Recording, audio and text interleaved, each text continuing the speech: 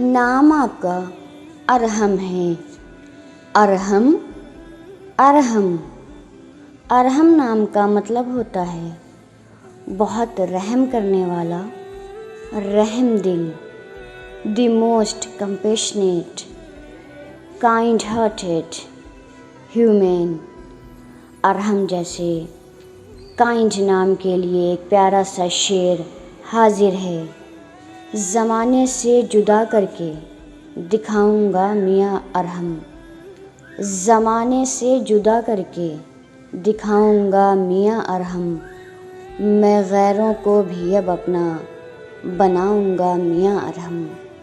मैं गैरों को भी अब अपना बनाऊंगा मियाँ अरहम।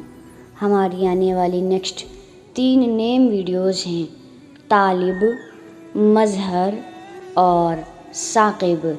अगर आप चाहते हैं कि आपके नेम की ऐसी ही वीडियोज़ बने तो अपना नेम कमेंट सेक्शन में ज़रूर मेंशन कीजिए।